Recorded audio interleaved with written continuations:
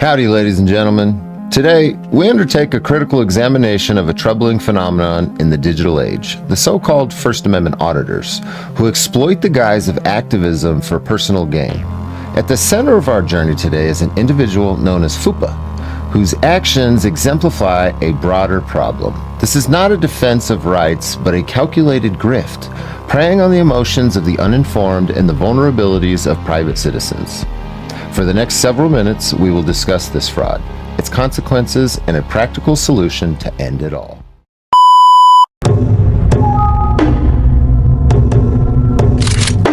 Today we're going to be going around and doing our regular thing, stress testing the First Amendment right to report to the public, seeing how the public and or the public officials act if they do arrive out here today. So as usual, thank you for being here and stick around. The term First Amendment Auditor suggests a noble pursuit, safeguarding constitutional protections through public accountability. Yet individuals like FUPA have perverted this concept into a vehicle for profit, not principle.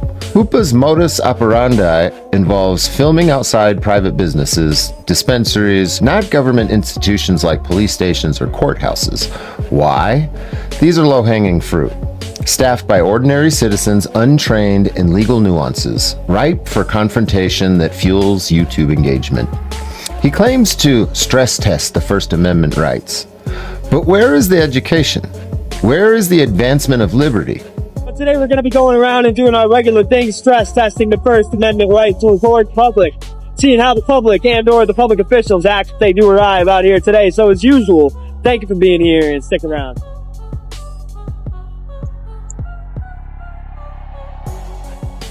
How's it going?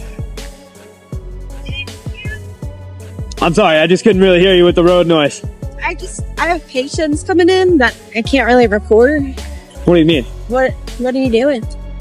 Instead, we find a pattern of provocation designed to elicit reactions from unsuspecting workers, which are then monetized through ad revenue, super chats, and donations on YouTube, sometimes yielding tens of thousands of dollars as posted by FUPA himself. This is not activism. This is exploitation. True activism seeks tangible outcomes, policy reform, legal precedents, or public awareness. Consider Manuel Mata, a veteran activist with fewer than 10,000 subscribers who for years has confronted police misconduct, attended city council meetings, and endured arrests without monetizing his efforts. What? Do you want me to answer your question? Yeah. Okay, you probably want to stop talking so I can answer that. I'm asking you. What's up? Okay, what? Repeat your question for me. Why'd you pull a gun on me?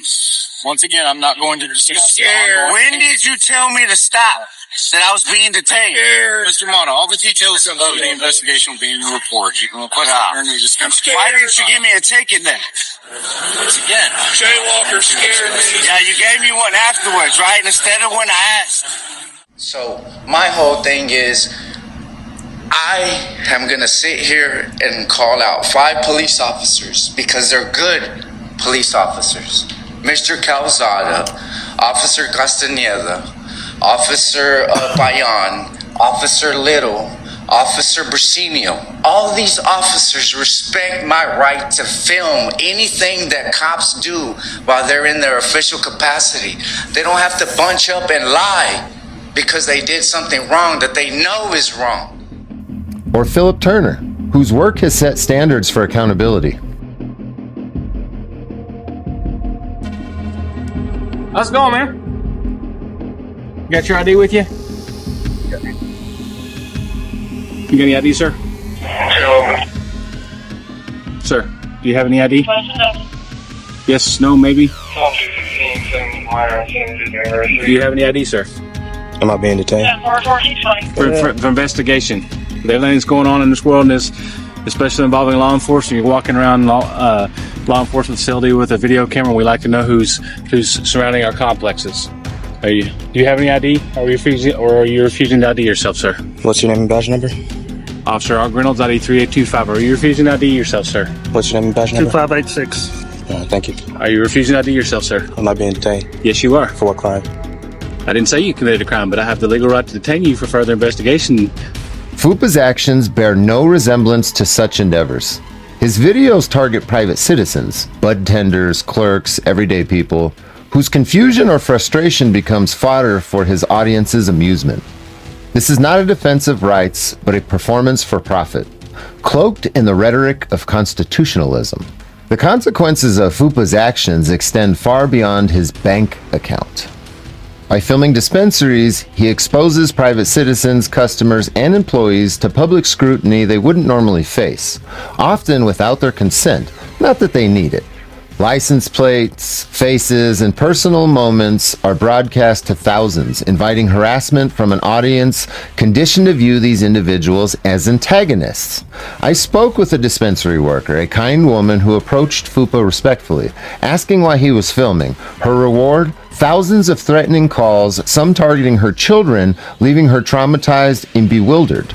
She committed no crime, violated no rights. Her only fault was ignorance of FUPA's tactics and asking a question, a fault he exploits rather than educates. What are you recording? Just a video. Okay. So you said you're not allowed to record them? Well, I'm saying there's like patients that Yeah. come in. So I was just wondering what you were recording. Yeah, just a video. For what? What do you mean? Like, what are you recording it for? What does it really change? I was just wondering. Like, why or Yeah, but why does the why matter? because there's patients and you're recording personal information for patients. Personal information? Like their Like what? license plates, their cars. That's personal their faces. information? In public? In public. What? Do you have an issue? I'm just trying to figure out what you're doing, but you're being combative. Do I have an issue?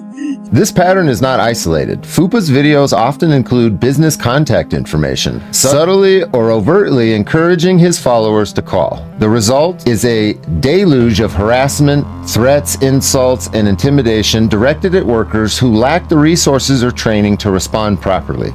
This is not free speech. It's incitement to harm. As I've noted, individuals like Lane Myers and the armed fishermen have forced legal consequences, probation, ankle monitors, and similar things for charges of harassment or cyberstalking. FUPA treads a perilous path, and in his audience's complicity, driven by a misguided sense of activism, amplifies the damage. These are not government officials sworn to uphold the law. They are private citizens, moms and dads, trying to earn a living. To equate their confusion to the actions of a corrupt state is a delusion that undermines the very freedoms these frauditors claim to champion. When challenged to defend his actions, FUPA revealed his character, or lack thereof. I offered him an opportunity to call into my live stream. My phone number was displayed publicly to engage in a reasonable dialogue. Instead, he penned a community post, a feeble litany of excuses dripping with juvenile emojis and misrepresentations. He claimed I seek to criminalize sidewalk filming, a falsehood I never endorsed. My critique is not about the legality of recording in public, but the morality and legality of using that footage to incite harassment against private businesses. His refusal to engage directly, opting instead for a post that panders to his young, impressionable audience, betrays a lack of an intellectual fortitude.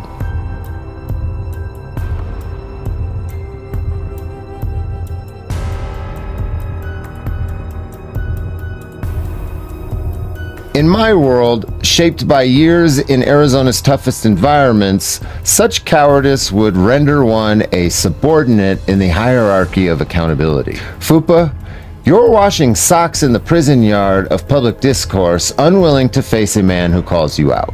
His post also reveals a deeper issue: the manipulation of youthful audience. FUPA's videos, tags target platforms like TikTok and Instagram, appealing to minors who lack the critical facilities to discern grift from principle. His defenders, often hurling personal attacks rather than actual rebuttals, reflects this demographic. Unwilling or unable to engage with the logic of my critique. They accuse me of jealousy or crashing out, yet fail to address the core issue. FUPA's actions harm innocent people for profit, not progress. They also set a negative precedent for anybody calling themselves a First Amendment auditor, and his evasion only underscores his guilt. To understand the fraud, we must contrast it with genuine activism. My own journey, documented since 2021, involved confronting Arizona police officers at traffic stops, getting pulled over myself to expose misconduct, and enduring so many arrests it's hard to count. If you step on here, you're going to jail. Do you understand? Tiger. You guys are all trespass. Thank you very much. I already got permission to be here from the owner. I'm telling you right now, From you're the not allowed to owner. be here. Hey, no, I got it on record. Holy They're asking you to do is You back want up me? over there. You can ask all you want, but it's not lawful for you to do so. Making You can ask fools all of you want, yourself I can right now. respectfully decline what you're asking me to do. See, I've asked you for your name and badge number, which in your code of conduct, again, Rule 72, it says, File a complaint. yeah, okay. Well, I don't have a name and badge number to file a complaint up. Back up. Move. Or we'll move you. Move. You better back up, dude. Dude, move. What am I doing wrong? This What am I house, doing there's wrong? people inside. Just back up for me, bro. Hey, you need to calm Back down, up. dude. You're about to cause It's fine a if you're lawsuit, if you're dude. on the other side, that's fine. But What's dude, your name and your badge number? dude, get out of the street right now. Don't Move bother off me the then. sidewalk. I'm All right, good. if you're gonna stand there, dude, and then come out shooting, then it's on you. I'm good. There's a big palm tree. That's not how it works. The Beach Police Department. Think I got any warrants? Maybe Christopher Ruff. Maybe you do. Maybe I do. We'll find out in a second. Yeah. You have a long criminal history, though. I sure do. Yes, you do. Sure do. Convicted felon. I sure am. Yes, you are. And what relevance does this information pertain to you having it? Oh, just you're a felon. It's okay, but why do you have that information?